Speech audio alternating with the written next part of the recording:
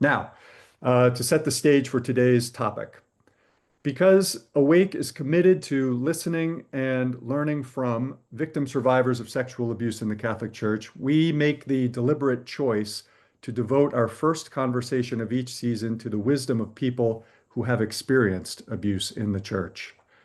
Our guests today will share important insights about the work they have done over time and continue to do today to make sense of or to heal from the harm of sexual abuse.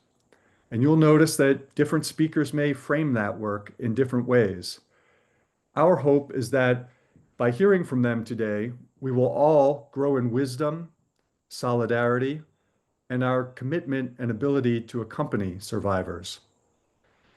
First, I'm honored to welcome Leona Huggins. Leona is a retired teacher in Canada. She and her husband live in Vancouver, and she is a longtime volunteer and advocate for SNAP, or the Survivors Network of Those Abused by Priests. Leona was abused by a priest beginning at age 12 and first reported that experience in 1991 when she was a Catholic school teacher in her 20s. Her abuser was convicted in 1992 and spent 10 months in prison, but was then reassigned to serve in other parishes and ministries until his death in 2018. Today, Leona serves as a client support specialist for a law firm that represents abuse survivors. She was also the sole Canadian survivor invited to meet with the organizing committee of Pope Francis's Summit on Sexual Abuse in the Church. Leona, we're so glad to have you with us today. Thank you. Next, I'd like to introduce Michael Vanderburgh. Michael is joining us from Ohio, where he is the executive director of the St. Vincent de Paul Society of Dayton, Ohio. He previously served almost 11 years as the chief development officer for the Archdiocese of Cincinnati. The father of 4 young adult children, Michael has also been a member of the Child Protection Review Board for his archdiocese since 2007. When he was 11 years old, Michael was abused by a priest who was a family friend, and he first disclosed this abuse in his 30s, following the publication of the Boston Globe Spotlight articles. Michael, thank you for being here. We look forward to learning from you today. And finally, I'm happy to welcome Maria Silvers, who lives in Seattle, Washington. A retired nurse, Maria is the mother of 3 children and grandmother of 7, and she and her husband own and operate a small media company. Maria is a valued member of an Awake Survivor Circle. Maria was harmed in the 4th grade by the choir director at her parochial school in San Francisco, and later, near the end of 8th grade, by the newly transferred pastor of her parish. We are honored to have you with us today as well, Maria. Okay, that's it for me. We're ready to begin our conversation. So I want now to turn things over to Sara Larson, Awake's Executive Director, who will serve as our moderator. Thank you, Christian, and thank you all so much for being here. I am really grateful and honored to be part of this conversation with Leona and Maria and Michael. So as we get started today, I want to acknowledge that the title for today's discussion mentions the healing journey, but there are perhaps some assumptions or misunderstandings that can come with the word healing, and not even everyone even thinks of healing as their primary goal. So when we met to plan this conversation, each of you expressed very different ways of thinking about your journey to find wholeness in the years after abuse. So I'd love to start by asking you today, what words or images do you use to describe this process? How do you think about it? Is healing your goal? So, Leona, I think we'll go to you first, and we'd just love to hear what you have to say on that. Thank you, Sarah. So one of the things that I sort of see about this journey is that I see the impact of the injury, that it's lifelong. I'm 63 right now, and I keep bumping into it, regardless of how much work I've done. And so, to me, healing's about carrying the truth without letting it define me. In my job today, and that's where I've learned most in the last 3 years working in this with the legal firm, I get to read independent medical exams of our abuse clients. We do mostly historical sexual abuse. And I read the independent medical exams and I see me in it. I see my behaviors and I see these experts defining abuse as a catastrophic injury with lifetime consequences. And it's hard to hear that, but it's helpful to know that when we name the injury, we know how to heal. It's an invisible injury. You can't see it. But if I had a concussion, there'd be protocol for that. I'd have to sit in a room and have darkened windows, etc., no light. There's a protocol for that. There isn't a protocol for abuse. And so I need to work on the capacity for living with that truth and getting tools for that.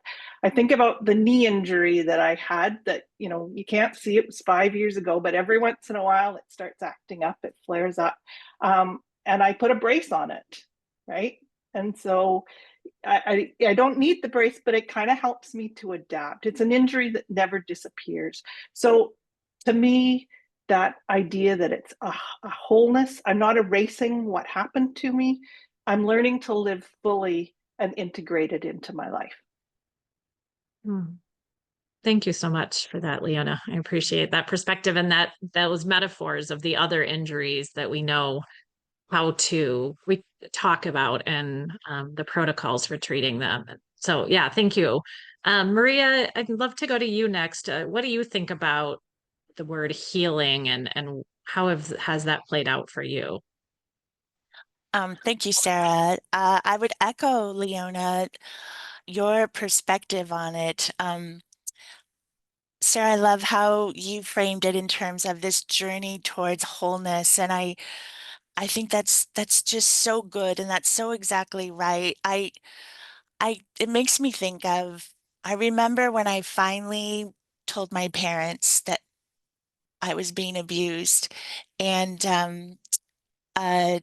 to my parents' credit, they marched right down to the parochial school where I was and said, "You need to get this guy out of here." And the principal called me into the office, and I remember she sat me down and asked me, what had I done to make him do this to me? And I have this very vivid memory of just shattering. So that journey towards wholeness is such a good description of this lifelong journey. I'm in my mid-60s as well, of figuring out that it's a shattering. And then how do I put all these pieces together? I used to think of healing as this goal. All right, the goal of my life is healing. And for me, that was just stuffing it down and, walking it off would be the metaphor I would use. Like my whole life was just pretending it didn't do anything to me and I could just walk it off. And that's just not true. Those broken pieces, I was still completely shattered in the inside, whether or not I let it show on the outside. And surely my shatteredness impacted everyone in my life in ways I'm still comprehending and appreciating even now. But I think healing for me is not so much a noun. I thought of it as a noun, a finish line, an achievement. And I look, if I think about that term, I think of it in terms of a verb. It is truly a process, and it's not a linear one. It's all over the place. But that's what it would be if you were picking up shattered pieces of anything, shattered pieces of our souls and our hearts. It's just a process of gathering together the pieces and really allowing others to be a part of that process and help yeah, it's kind of how I think about that term healing and the healing journey, the journey towards wholeness. Thank you, Maria, and for that beautiful metaphor of picking up those shattered pieces. How about for you, Michael? How do you think about healing in your life? Yeah, thank you. I think of it as a byproduct of seeking meaning in suffering, not just my own, but when I accompany others through their suffering. You know, I come at it from a faith perspective of, what is God trying to show us here? And, I believe in a God who became flesh, who dwelt among us, who suffered, died, was buried, rose again, but he rose again with these wounds, and the wounds were not wiped away. They're part of the resurrection. And further, I believe that all the suffering that each of us um, endures as creatures of God, God has also endured every bit of that suffering. And so I look to the cross for meaning in that. Now, it's it's not to say that suffering is something that should be sought out or created or has a goodness on its own, but it's certainly been my experience that my understanding, my experience of love, if you will, which is really my experience of knowing God, has deepened as I've looked for meaning in my suffering and in the suffering of others. And in my day job, um, we run one of the largest homeless shelters in the country, and we have thousands of people come through every year, men, women, and children. And just to be present to them and to, you know, hear of countless stories of unspeakable suffering, um, I have to be reminded that all of us were created from love. We were created from good, and we are all fundamentally good. And it's our pride and our choices that have corrupted that. And so I don't make excuses for any abusers, but I've certainly learned a lot from them. And I certainly think that just like uh, God has redeemed many saints before us from St. Paul onward, who were horrible people in their actions. I do believe that there is redemption available to offenders, and I do also believe that we grow in our understanding of love when we enter into this mystery of um, finding love existing alongside suffering. Mm. Thank you, Michael, and for that idea of love existing alongside suffering. I'm struck as I listen to the three of you that, obviously you're each bringing different experiences and perspectives and journeys bringing you to this day. But I also hear that common thread among all of you that it's important to recognize that healing is never just done or complete. It's much more complex than that. So I'd love to get a little bit more specific, what has helped each one of you in your continued healing or growth or seeking wholeness or whatever language you want to use for that. What has helped you in that process? And maybe this time we'll go to you first, Maria. What's been helpful to you? Finding my people. Um, in all different places. I would say, first of all, therapy really helped me. I was blessed to find a lovely therapist who, she did some EMDR work and internal family systems, which, from what I understand of it, really encompasses the shattered pieces, all the parts of us that are kind of blown up when something like abuse happens. So that was profoundly helpful to me, to be specific. But finding my people that were could accompany me, and that's not something that everyone is prepared or ready to do, um, and that's okay. I've come to know that that's okay, but there are people out there. This awake community has been profoundly healing for me in the sense of hearing other people's stories and just sitting with other people in survivor circles or on the retreats, and not even a word has to be spoken, and yet we have this common understanding, if not a common language. There's something so profoundly healing in just being known and being seen without having to explain it to anyone.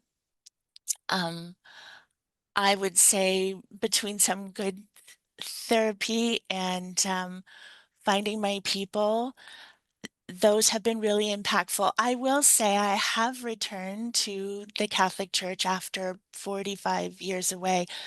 I have not been able to find those people within my church community, but there are individual folks there that have been so willing to lovingly accompany me.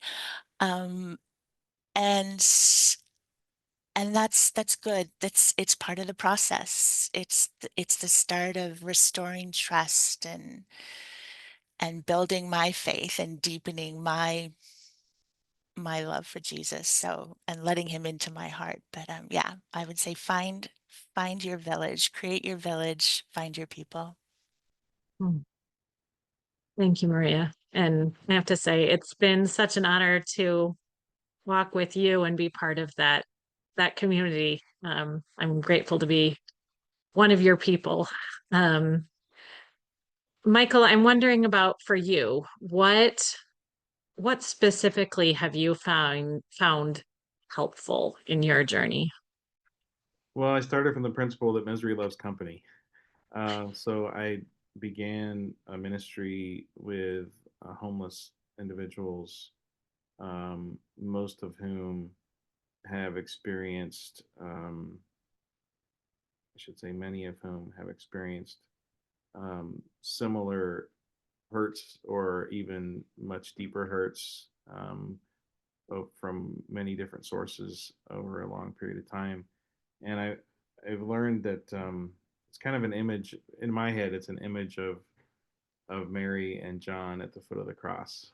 Um, there wasn't anything they could do to change anything, but they were there and they loved. And they learned to love through being there. They were witnesses to that suffering and witnesses to love that way.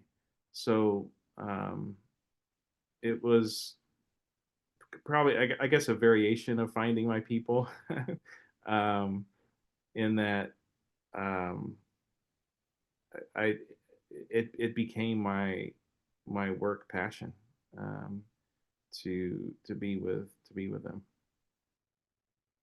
Hmm. Thank you, Michael. I'm struck by, yeah, the similarities with, Maria in terms of where you found connection and also the different places. And I know that's true for you as well, Leona, the places that you've been able to find community and connection. I know when we talked planning for this conversation, you had some really great, practical ideas that you said had been helpful to you. Yeah, I'd just love to hear what would you add? What's been helpful in your journey? Yeah, well, those tools that help me regulate myself, recognizing that it's a lifelong journey. And so you already posted it. Everyone should take a look at the chat at the grounding technique. That 5-4-3-2-1 grounding technique has helped me to learn to sit in the discomfort. Because I think that's the biggest piece, is just learning to sit in the discomfort of the emotions. I can't make them go away. I can sit in them. I used to say to my kids, feelings are like sky trains. There'll be another one along in 5 minutes. Um, they come and go. And I live on the west coast of Vancouver, and I have a kayak. And usually when I go kayaking, I choose really calm inlets to kayak in. But sometimes a big boat comes by and there is an unexpected wake. And I'm in my little kayak and that feeling of powerlessness comes in. But I know that if I just keep calm, deep breath, paddle through the waves, I will get to calm again. So, yeah, those are things that help me through the process. Just breathing and being with myself. Thank you. Yeah. So I've heard breathing and that grounding, sitting with the discomfort, being with people who understand suffering, community therapy. Is there anything that any of you want to add to, kind of that toolkit of things that have been helpful to you before I ask you another question? Or did we cover the main pieces?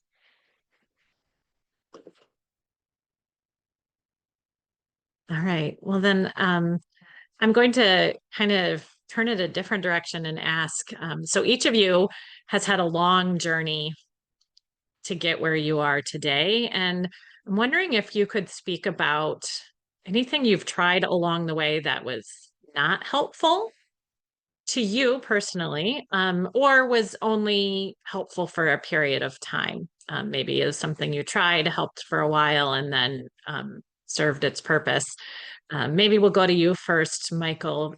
Were there things that you've tried that were either only temporary or not helpful at all in your own journey? Yeah, I think making a transformation from being a victim to being a survivor was really formative for me. That shift of attitude within myself, that for me it was turning this harm into an asset that would um, help me learn to love better and help me understand our world better, understand God better. So that I think what wasn't helpful was remaining in the attitude of woe is me. And, um, we, let's face it, we get a lot of attention as victims. And it's very, it can be very self-soothing to remain in that mode. And so that's what I would say was kind of the main thing that I learned along the way, was to change that mindset. Yeah, thanks, Michael. How about you, Leona? You've talked about how long you've been walking this path. What have you learned that wasn't helpful or was only helpful for a bit? This is a really good question. And I reflected on it and had this moment of thinking that really for me, it surprises me, but I'd say that telling my story just anywhere and everywhere didn't work. But neither did staying silent. So speaking without discernment left me feeling exposed and unsupported, but silence left me holding too much alone. And so this realization that it's my story, I get to choose with whom to share. But when you're abused by someone when you're betrayed by someone who you had put your trust in at a young age, that choice, that discernment, that you have a real weak muscle around discernment. And so it was strengthening that muscle of discernment and learning who the right people are that I can trust with my story. Those who listen without judgment, they don't rush me or minimize, they respect the weight of what's being shared. And they're willing to meet me equally in something that's more important, in the work of something that's more important. So I learned that the silence wasn't wrong and disclosure wasn't wrong. Both were incomplete. And so what's helped me most is really building discernment and sharing in safe spaces with people who can hold my story and work with me to make the world safer. Yeah, it's beautiful, that idea of kind of finding that balance for yourself and discernment of where and to whom you can share that story. Awake actually just had a blog post about an interview just last week on that topic of how do we discern safe, healthy places to share. Thanks for that wisdom. I know it's a hard one, Leona. How about you, Maria? What would you share about what was not helpful to you? Yeah, Michael and Leona, everything that you shared, yeah, exactly right. Not helpful to me either, although that was an understanding that came through trial and error, to be sure. I guess what I would add to that for me was just suppressing it. Honestly, I from the time it began happening, I was in the 4th grade, and that excluding that time when I went and told my parents, after that, it was well understood. We will never talk about this again. And that just, I guess it made sense to me to just shut it off, box it up, throw it in the back of the closet, and don't ever go after that box again. It just stayed in that dark place. And I really thought that I could overcome it. I could beat it. I could successfully persevere and cross that healing finish line, or just succeed in life by just, like I said before, walking it off and just pretending that there was nothing about it that had any power over me. Um, I did that until 2002, when it kind of hit me in the face with, all the news reports and everything that were coming out. Um, and gosh, that was a really long, hard road that didn't it just I just continued to struggle and be shattered on the inside and then perform on the outside. So yeah, trying to do it alone and persevering by my own wits and will, that did not work for me. Was not Mm, helpful. yeah. I hear from all of you that kind of idea of balance, you know, of finding not silence, but also not indiscriminate sharing and not being alone. Anyway, really struck by the amount of balance that um you're all calling for here, and that has been helpful to you along the way. Um, I'm wondering, you've spoken about this a little bit, each of you, but I'd love to hear if there are specific people who have been especially helpful to you in your healing or your growth, your journey. Um, and I know there are a lot of people in this audience today who may not have experienced abuse themselves, but are seeking to be supportive people or to be allies. And so I'm wondering if you could talk about who has been helpful to you and what they've said or done that was helpful to you. And maybe Maria, if you don't mind, we'll go to you first for this one. Sure. People, um,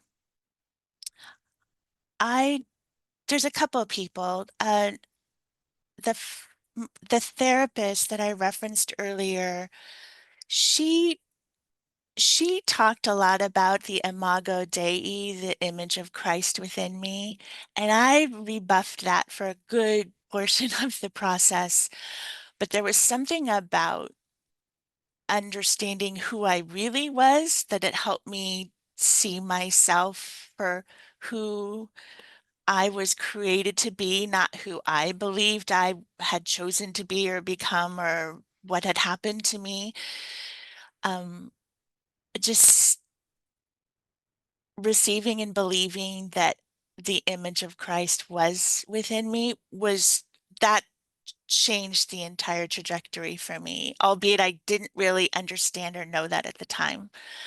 And then probably one other person that might be helpful to some of the people on this call was um, the new pastor that came to the parish. I'd been attending mass sort of ambivalently. But again, I was kind of starting on this journey of, what if this wasn't going to happen by my own wits? What if I did, open myself up to uh, to faith and healing in that way? And I can't say that there was anything in particular that this pastor said. I'd asked him if he'd be willing to do spiritual direction, and he was pretty newly ordained, and he said, "Sure, I've never done it before. I might be terrible at it." And I said, "That's okay. I'll probably be terrible at trying to explain what's going on with me." So it wasn't ever really anything that he said, but his presence, he listened. And I went through the anger, the rage, the how could the church, why doesn't the church, all of that. And he would respond, in practical ways. But I think the one thing is he stuck with me. He never left. He never judged me, not that I know of.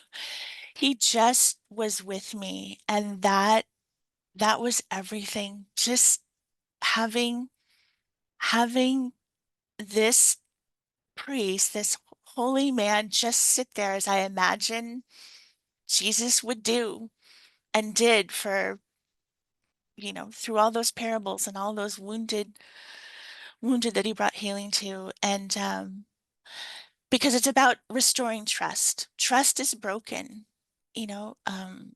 It's about faith and having faith in something that I could tangibly see. Was that sort of step to taking the next steps after that. So I would say those two people. Um, I will always be grateful to them and never forget just their accompaniment, just their willingness to be with me. Hmm. And I'm struck as you talk about that therapist and that priest that, one presumably had a lot of experience in this area and, had a lot of specialized training and skills to walk with you through that. And one who perhaps didn't, and yet just being present and willing to listen and to stick with you. I feel like that's, encouraging to me as someone who, I sometimes feel very small and limited in what I can do. And yet you're saying that him just showing up for you was enough. Yeah. How about you, Michael? Who has been really helpful to you in your journey? Well, there was one particular person who came into my path um, who happened to be a serial predator. And he was a priest. He was not my abuser, but he sort of became a proxy for me to learn more about what had happened to me. And I, he was very advanced in age. He was in his late 90s, and I, through a series of circumstances, became acquainted with him, and ended up spending a lot of time with him. And he was very open about sharing everything about what he called his weakness. And I just want to pause for a moment to talk about forgiveness and how I learned about forgiveness and the world's view of forgiveness versus the Christian view of forgiveness. So, as I experience it, forgiveness in a nutshell is about power, and it's about not letting someone who's harmed you have power over you, and it's kind of releasing that power dynamic. That's a very crude way of describing it, but for the sake of this discussion, I'll leave it at that. And then the Christian version of forgiveness is that release of power uh, with mercy added in. And what is mercy? Mercy is how God looks on sin with love. And so I learned, not only did I learn about Christian forgiveness, I was able to practice it without being confronted with my abuser. And that was tremendously helpful to me. Um, and I became a very important person in this priest's life. And when he passed away, I planned the funeral and ordered his casket and read one of the readings at his funeral mass. And I learned about how complicated all of this is. And I learned that by shifting from this victim mode that I had been in into a survivor mode, that I could love people in my life better, and that I could um, develop a greater understanding of uh, the evils that we perpetrate against each other. Not to excuse any of that, but to remember that every one of us has a God who created us and who loves us and who wants us to be with Him. And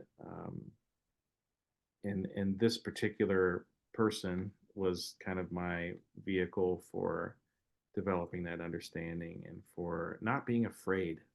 That was the other thing, is that I was able to develop a greater sense of courage in facing great evils that had been perpetrated on me and other people in my life.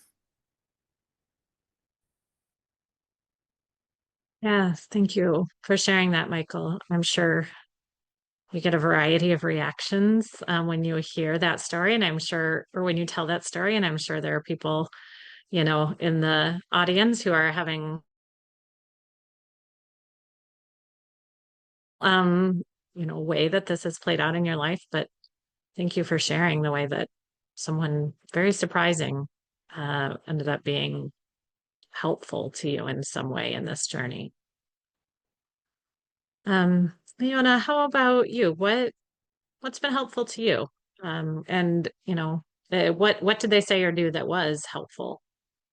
When I think about like who has been especially helpful, there have been so many people throughout my life. I think about that one woman in a group I was in when I was telling my story, and she just said, even if he got down, this was in the early days, and when I was still seeing myself as somebody that perhaps tempted him into this. And she says, even if you got down on your hands and your knees and you begged him to have sex with you, it would still be wrong from his perspective. And it was like, whoa, okay, that just allowed me to forgive myself for any role in it. And she gave me a journal at that time. And so yeah, I think the next week she came back with a little journal with a little writing in it, and that I still have it. That was a long time ago, so thanks for that memory. But it's less about one person and more about the kind of responses that I've received. I tend to be a bit of a lone wolf. I think that's a common thread amongst survivors, or many survivors. It's not only that I don't ask for help, but I don't always recognize when I need help. Or that help is even a possibility. And so it's meant so much to me when someone said, that's not something you should have to do alone. Let's see if we can find someone to go with you. A powerful example of that was when I was on the Diocesan Abuse Committee here, and I was invited to go to Rome, and someone said, we need someone to go with Leona. She shouldn't be going to Rome alone. And I was like, wow, it was incredibly validating. And I felt seen without being patronized. So it's not been about one individual, but about those moments when someone shows in actions. You don't have to carry this by yourself. Beautiful. Thank you. I feel like that's so much of what Awake tries to communicate, so you don't have to carry this by yourself. I'm so glad each one of you has found people to carry this with you. I want to just take a pause here and remind our audience that if you have questions, that you can send them to Catherine Hours, who has the word questions in her name in the chat box. So if you have questions you want to ask for our panelists, please send those to her, and we'll start getting to those in just a few moments. But I want to ask one more question to the three of you that kind of goes back to Leona a little bit about what you were talking about with telling your story. And I know that each of you has chosen to share your story publicly in some way. I know Michael and Leona, you have shared with newspaper journalists and given talks. And Maria, I know that putting your story on the Awake blog was a big step for you there, and probably doing this here is also a big step. But I'm wondering, especially for the survivors in our audience who are thinking about steps like that, about sharing their story publicly in some way, would you describe, for each one of you, would you describe that sharing that you have done, not with family or friends or therapists, but that more public sharing, has that been helpful to you or not? How did you discern if that was right for you? Is there anything you wish you had known in that discernment? I'm wondering if there's someone who wants to answer that first and speak into that question. I'd start from the realization that secrets are not a good idea. And that's a general principle that is pretty universally applicable. And you start from that standpoint of transparency that has vulnerability attached to it. I've found that to be very powerful, not just on this subject, but in every other facet of my work life and my home life. Um, I work very hard not to have secrets, which is not to say that we should be telling our story to every person we meet, and it's not to say that there aren't appropriate forums that we should be focusing on, or appropriate audiences that we should be focusing on. But I think the very witness of that vulnerability is part of the Christian experience. And we, we are not a faith of bunnies and butterflies. I mean, that is not what the Christian faith is about. And I think, again, for me, being public is rooted in a witness of love, and not just a witness of bad things. But at the same time, you have to level set your expectations that if you're going to do that, there is this sort of self-soothing trap that we get into when we're in a victim mode, and that we just have to be mindful of. How about you, Maria or Leona? You want to share about whether that sharing publicly has been helpful or not? Maria?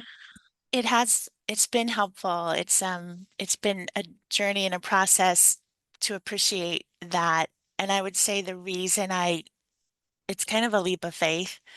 I talked about finding your people, and my first idea was that I would find those people within the Catholic Church, within my church community. That has not been my experience. That there are there's a willing audience there, that there's a willing community there. For me, my experience has been there's very much a preferential option for the clergy and for leadership. And I know that's not everyone's experience, but it's been mine. And so I beat my head against that wall for a really long time. And I finally realized that my people I can find them elsewhere. And I know there was that, there are good people within the church, obviously, right? And that one priest that was so helpful to me is a good example. Um, so that's an important part of my life, but finding my people was to turn and look for people that were willing to accompany me. And so Awake is one of those. And if I'm going to be looking for my people, I need to be that person to others as well. This is an Awake community of survivors, and that was really kind of the the decision that helped me, shut my eyes and hold my nose and just jump in and do it. And there's something about being a part of this community that's so generous in sharing from all of their beings, like, that it's just been, it's, it's not that Michael, you've talked about victimhood and survivorhood. I think that's a fluid thing. And just to be able to hear someone who's in this in a dark place and just receive that, or for me to be in that dark place one day and then have the strength of the survivor's perspective the next, there's just so much power in that. There's so much help in that. That's community. Um, so yeah, that would be my long answer to that short question. Sorry. No, not at all. Thank you so much. How about you, Leona? Anything, you'd like to share? I know your story has been very public kind of for a long time. Yeah, so I would say on a whole, yes, sharing your story is a really beneficial and important thing to do. Um, but with some caveats that you really need to make sure, like, know that once your story is out there in the public realm, people interpret it in their own ways. And so, like any gift that you give, I believe my intent originally to put my story in the public domain was to make the world safer for kids, to let people know. So with any gift that I give, I have to let go of what the response by the outside world is going to be. I might give my husband something that I'm sure he's absolutely going to love. And he kind of looks at me like, what are you thinking? I have to let go of that response. That's my fantasy, not necessarily the reality of what the experience will be. So know yourself, be integral to why you're doing the work, why you're putting yourself out there, and expect the universe to give you back something that maybe you didn't expect. But that's also another growth opportunity. So Thank you. Gosh, I just love hearing the wisdom and experience coming from all three of you.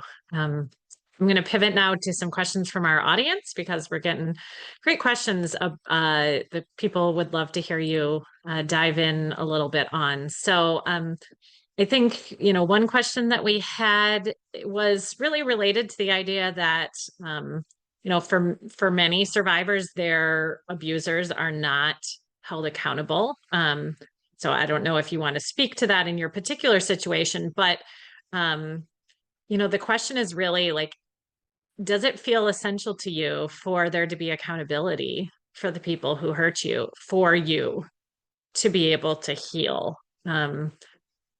I know that's it's a tricky question, but I think that's something that a lot of people kind of struggle with, this sense that in some ways, perhaps other people have control over their healing by determining whether or not, say, a particular priest or lay minister is removed from ministry. So I'm wondering whether any of you would be open to speaking about, how you've dealt with it if the person or people who harmed you were not held accountable. Yeah, I think it's absolutely normal and desirable that each of us has a sense of justice. And I think that's what that speaks to, that accountability speaks to justice. I also think that my own experience has been that the separation I have made between my abuser and my path for understanding love through redemptive suffering and finding healing through that, um, that's been really important for me to keep those things separately. So, for example, when I told my story to the national news outlets in great detail, and the news reporters spent time with me at home and work over a period of months, um, all of that was on condition that although I would identify my abuser to them, I did not want him mentioned. And I didn't want the story to be about that. I wanted it to be about what good comes from that. Um, has he been held accountable? No, he hasn't been held accountable. And really, the only reason I came forward was that other people came forward before me and gave me that encouragement just by their public witness. So, um, my own sense of it is that when you realize that forgiveness is something that you can control and that isn't dependent on that evildoer being held accountable, then that's a healthy thing. Now, would I like for them to be held accountable? Of course, and I think that's a good thing. But I don't need that, and I that is a very freeing reality to me. Mm. Thank you, Michael. Leona? Yeah, for me, I realized, and thank you for that, Michael, because that's important. I, really early on, I knew that he was starting a youth group, and I just needed to make sure he wasn't going to harm anyone, and I let the justice system do what it does. Does it matter that he went to jail? No, not particularly. I needed to ensure that he was not in a position where he could harm anyone else. And I knew that with his pattern of behavior, that's exactly what was going to happen. And so to me, accountability is my call for accountability is always to how do we keep children safe? What systems do we have in place that allow us um, to know who will harm and to keep them from harm, keep kids from harm? Because we do know that predators are attracted to places where they can access children. And the church is one of those places where we give people access to children. Yeah, thank you, Leona. And I want to add, we're very conscious within Awake of the ways that adults can be harmed as well, and the work that we can all do, and much needs to be done in the church and other spaces to keep adults safe from abuse as well. Thank you for that. Maria, anything you want to add, or should I go ahead? I would just add, I found out later in life after 2002 that the priest that abused me was a canon lawyer and had gone on to be part of the guys that put together the Dallas Charter, which is talk about a lack of justice, and continued to work through the church until the day he died, just a couple of years ago. So I've struggled with this sense of a lack of justice this whole time. And is it important to my healing? I would say I would love to have seen it happen. I would love to see it happen now through all the work that Michael and Leona are doing, and God willing, that will be so. But I don't believe it's necessary to my healing. I've come to the place where it's what is it that is mine to do? And I do those things that that nourish my heart, whether it's being a part of this community or advocating for people within the parish community or in the larger community.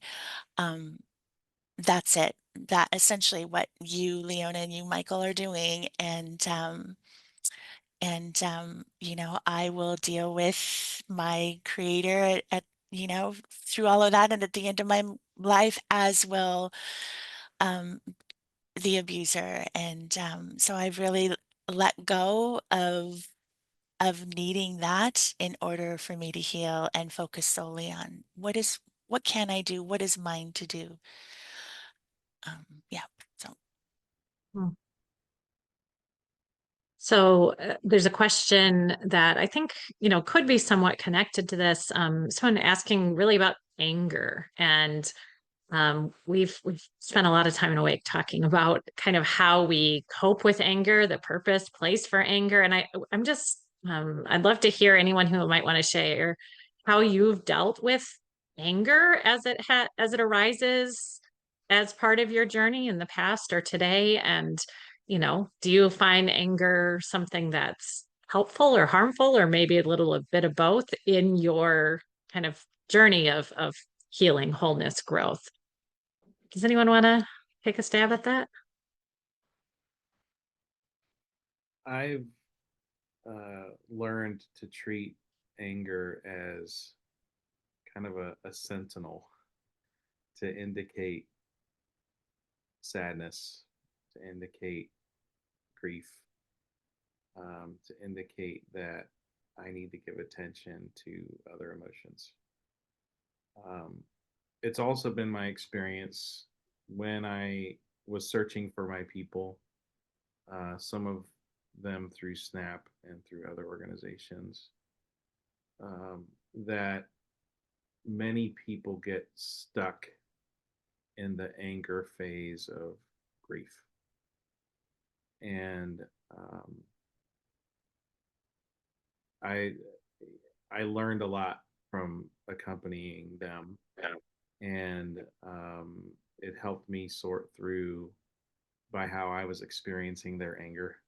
It helped me sort through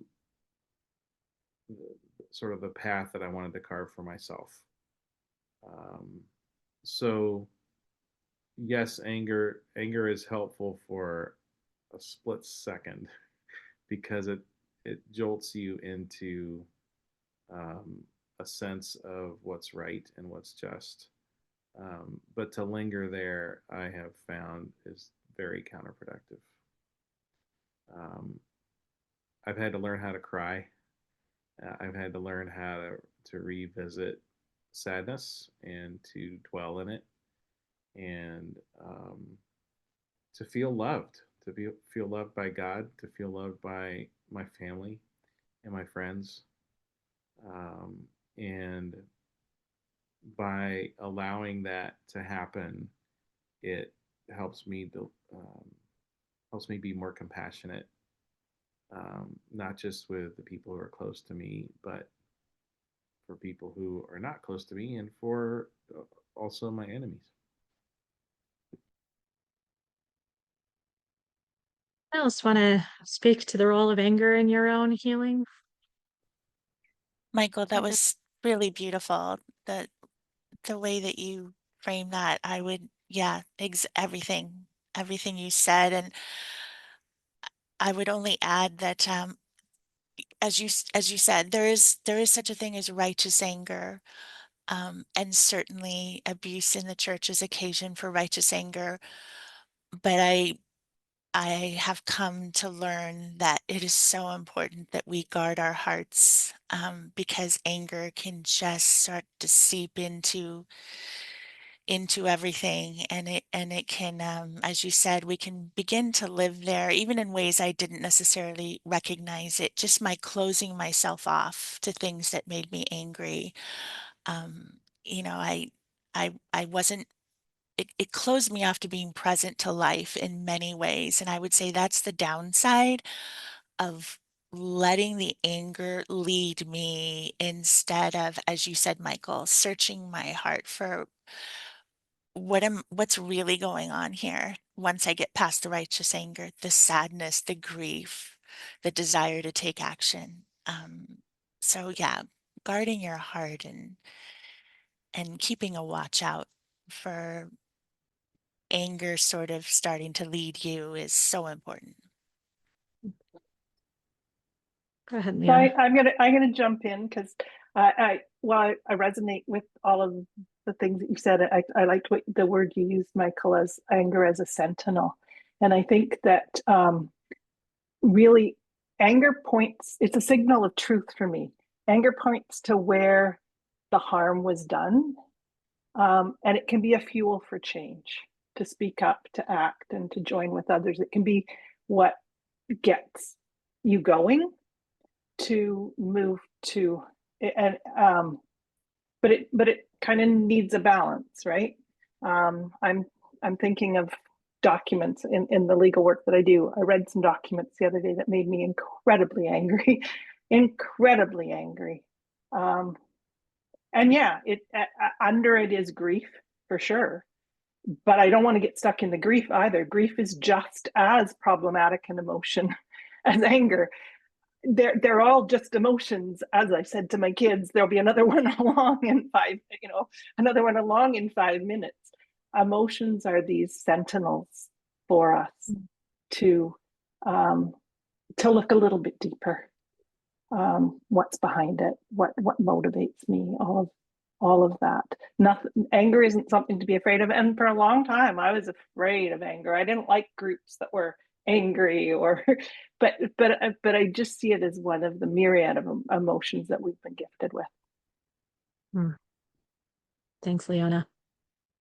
I have a question here regarding there are, quite a few people in the audience today who are working for dioceses or religious orders, specifically as victim assistance coordinators.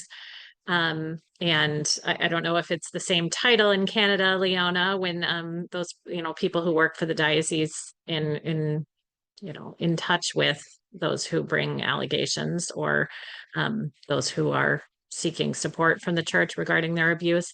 I guess my question, the question is really like, if you have had any interaction with VACs, has any of them done anything that was particularly helpful in your experience? I think, folks here who are in that role are wondering, is there anything that they can do in that place that is helpful? And it may be that that's not something all of you have had contact with, but anyone have anything to share on that?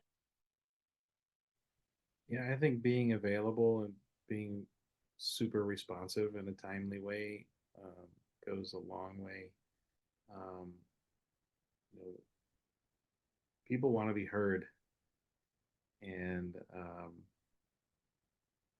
in my experience in the last 20 years that I've been doing review board work, um, I think our best victim assistance coordinators were the best listeners, and I also I want to kind of give a shout out to all the victim assistance coordinators. It's a very difficult job to represent the church the way that you do, and it's such an impossible job in so many ways, um, and and yet you stand in the breach, and you deserve our gratitude for that. So I think that's really important to remember. And the other thing is, this is all new and different, right? And even though we've been working at this for over 20 years now, in the life of the church, there are tremendous headwinds of cultural behaviors that span literally thousands of years, that are just not built for this kind of thing. And yet, it's all very scriptural what you do. It is the absolute basics of the Christian life, to be there for one another, uh, facing evil and facing suffering, facing times of pain. particularly in the name of the church. And so we have this very strange conundrum where after all this time, 2,000 years, in a lot of ways, we're rediscovering who we're supposed to be. So, um, just remember that not only do you have a really important job and you deserve our gratitude for taking it on, but you are writing the script by your day-to-day work about how this develops for the life of the church, and it's extremely important what you're doing to stand in the breach. So I yeah I don't know that that's a particular piece of advice or not, but it really is about being and just stick with it and roll with it and love people the best you can and be responsive. Thanks. I- Leona Marie, oh, go ahead. Yeah, sorry, I'm going to jump in because thanks for that, Michael. One of the things from my perspective, I'm coming from a legal team that reads the reports of victim assistance coordinators as they come in, and here's the victims, how the victim handled or interpreted that. And I also kind of work as a victim assistant because I pick up the phone when victims call us. And one of the really important pieces is be trauma informed. Understand what it means to be trauma informed and how people hold trauma, how people deal with trauma. If they've called you early on in the journey, it's going to be much different than if they've called you later on in their journey. And just be really truthful. Really, really always tell the truth. Do not speak in platitudes. Do not tell them something that's not true. They deserve truth always. If you can't help them, if you think that, you going to tell someone higher up is going to be harmful to them, tell them that. You might be risking your job, but you're working in a system, a hierarchical system, and you do report to someone else. And sometimes that person that you report to, I mean, I've worked with bosses and higher, that you just don't trust. And if that's the case, you're going to have to let them know, because otherwise you're doing more harm. And that's certainly something that I can see in the reports that I get, where, the initial intake person was super helpful and supportive, and it went up the next level and the person was harmed again. So really make sure that along the way you're telling them the truth and you're telling yourself the truth, and that you're trauma informed. Oh, thank you. Maria, what do you want to add?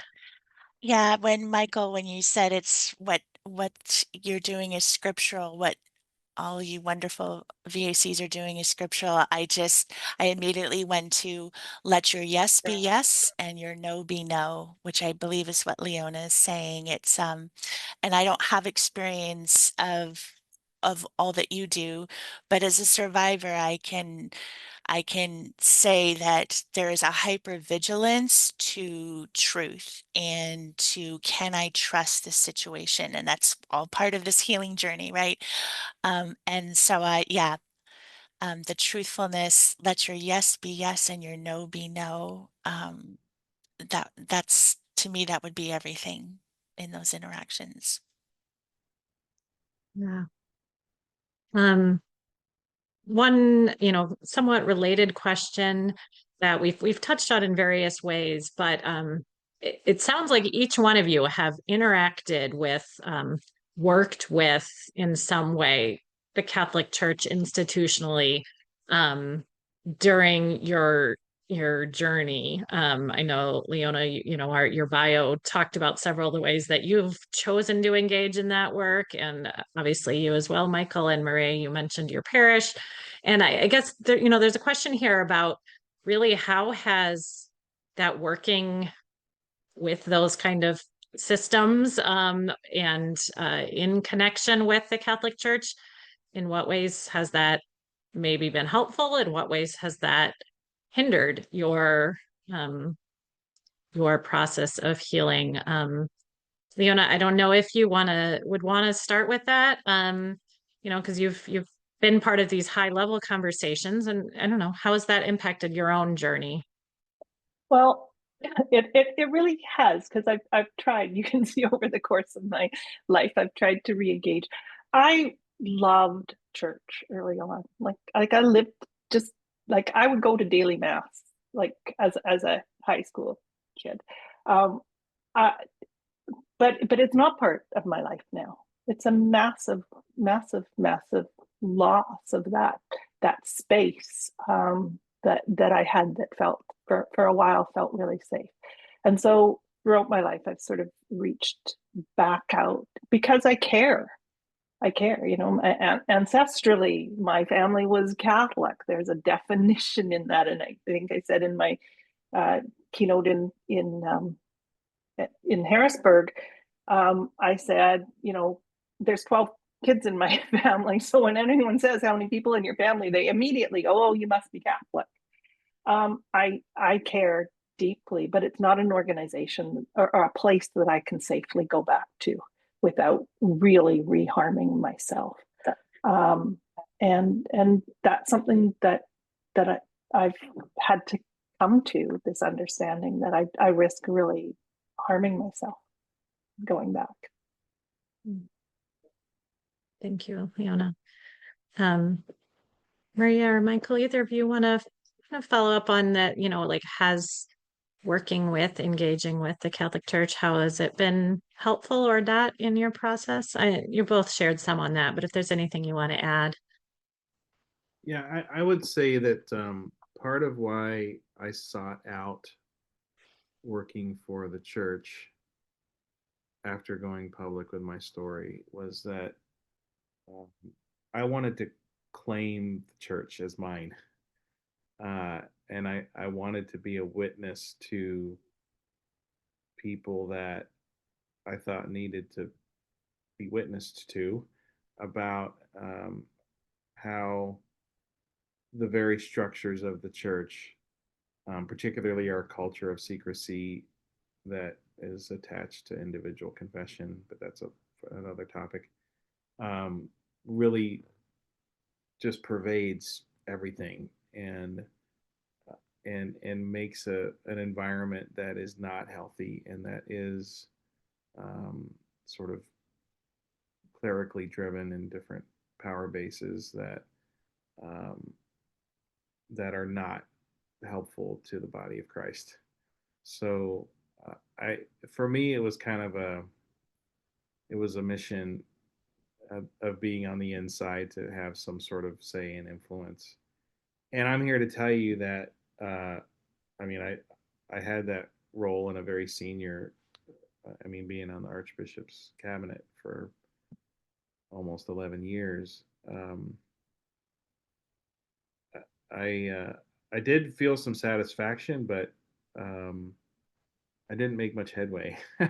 So there there's so much to be done, and this goes back to what I was saying about the witness of the victim assistance coordinators.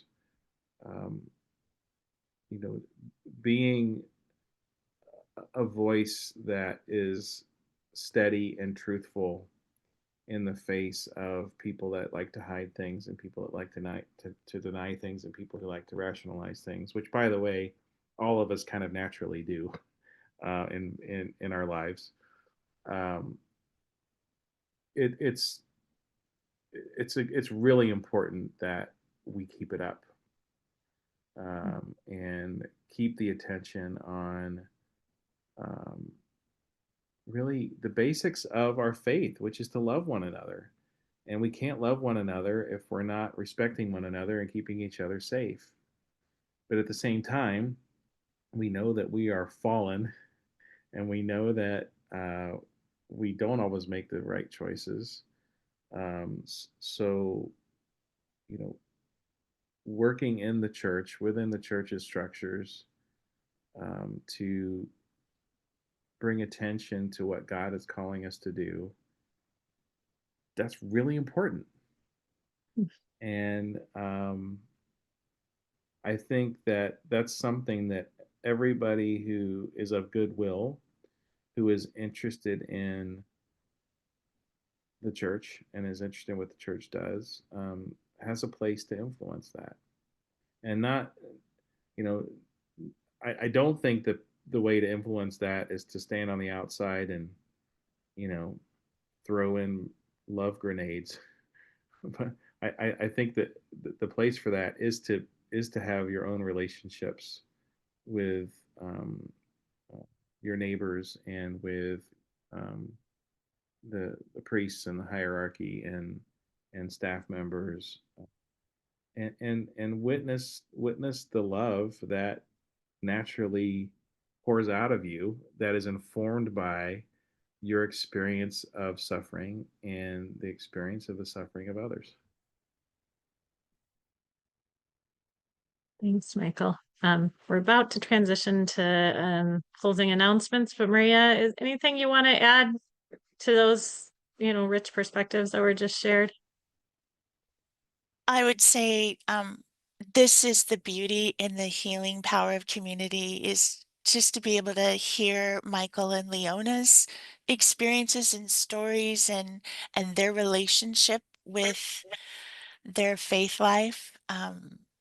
I I'm all the richer for having shared this time with you. So thank you so much. Um, the one thing I would add is I have not had a positive experience of trying to actively, right, work with church leadership. Nowhere near on the level that our other two panelists have, but trying nonetheless. I did read at one point a quote, I think it was Henri de Lubac, and he says something like, "Do not confuse your faith with religion." And that freed so much from my soul. I felt like a weight was lifted off my shoulders, that it gave me permission to seek to deepen my faith and leave the institutional stuff to, there's things that come up that I can do. I can go to my pastor when he's forming a new leadership committee and say, you know what would be great? Have a survivor on your committee, and then following up. But yeah, being able to see my faith as my relationship with God, and set aside the institutional fight for me, um, has been helpful to my healing journey. So Thank you. And, I appreciate that each one of you is bringing different perspectives and experiences on this. And that's part of why I'm really glad that the three of you are together for this panel. We're going to transition to some closing announcements from Mary, but we are going to come back to the three of you for one final question. So I'm going to hand things over to Mary, and then we'll be back with you shortly. Sincere thanks to all of you today, Sara, for your good guidance, and Leona and Michael and Maria for your witness. So one intention of Courageous Conversations is to inspire personal action. And so I'm going to invite the three of you back on screen in a moment to share some closing thoughts about actions that those of us in the audience here might take. But first, I have a couple of announcements.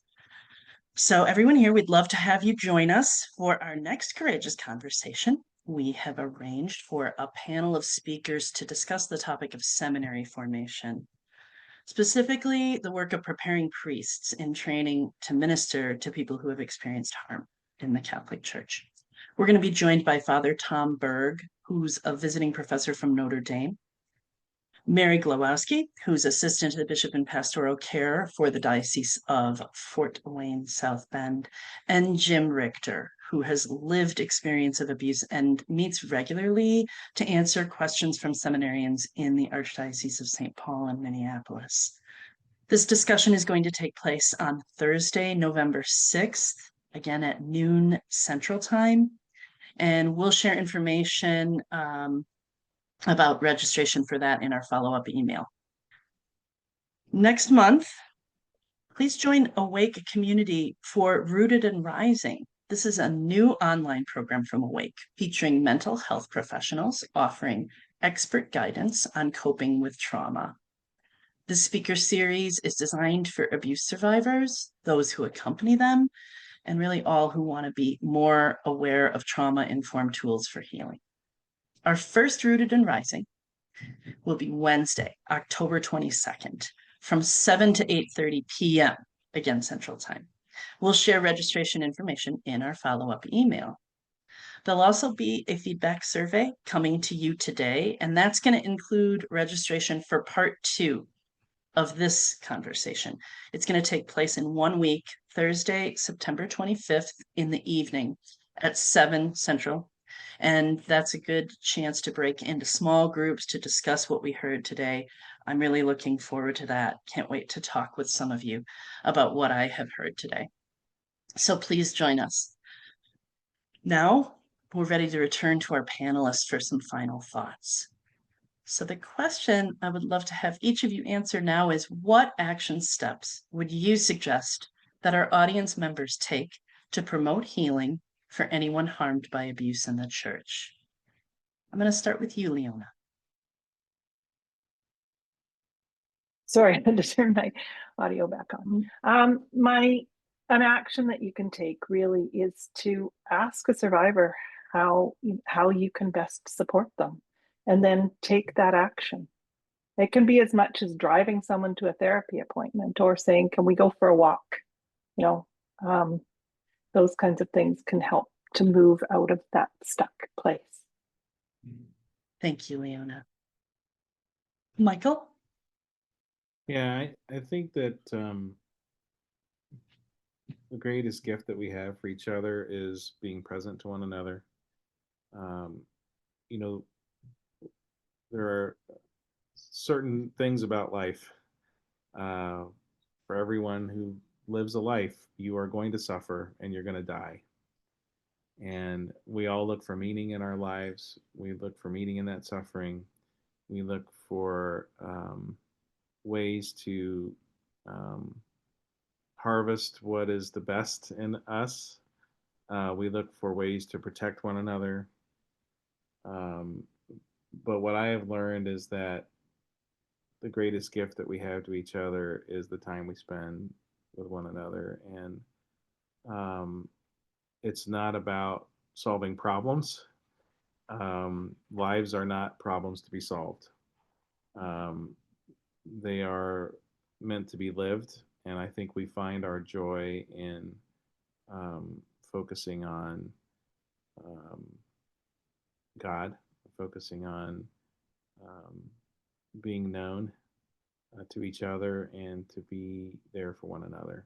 So I think that basic thing is the simplest, most important thing that any of us can be doing. We live in an era of division. We live in an era of separation. We live in an era of great evils that come from greater pride that we have. And I think, at the beginning, there were several of our attendees who mentioned their concern about the state of affairs politically. And these are all fruits of what I'm talking about. And what we're facing and fighting and trying to change within the church is one aspect of what we're seeing in society generally. And it all has this theme of separation and division. So I think our theme needs to be being willing to suffer with one another, being willing to put up with one another, understanding that love is about willing the good of the other person, and withstanding that in the face of all of the indications we have in our society today that tell us that that's not a worthy use of our time or our energy, that we should be pursuing our own passions and our own pleasures. So I think, yeah, that at the basic level is be there, be present. Thanks, Michael. Thank you for those thoughts and good reminders. Finally, Maria, we'd like to hear from you. What are your suggestions for our audience members today? Be someone's person, be someone's people. Um, it's healing to look up and look out. It's a nice change of pace from looking in, which I live in my head much of the time. So looking out, and if I don't have the resources to be someone's person in that moment, there's places like Awake that lots of people right there willing and ready, and we can refer them to those kind of resources. Again, thank you, all three of you. Christian said in the beginning that one of our hopes for this event was that all of us could grow in wisdom and solidarity and commitment. And I, for one, can say that I have. So as we close today, the leadership of Awake is motivated by our faith to do this work. So when we gather, we pray together, and we're going to end with a short prayer and invite anyone who wishes to stay on to join us in prayer. And we also know that there are many good reasons why some of you may not choose to stay to pray with us. So if you'd like to sign off now, just know we wish you peace and goodness and hope to see you again soon.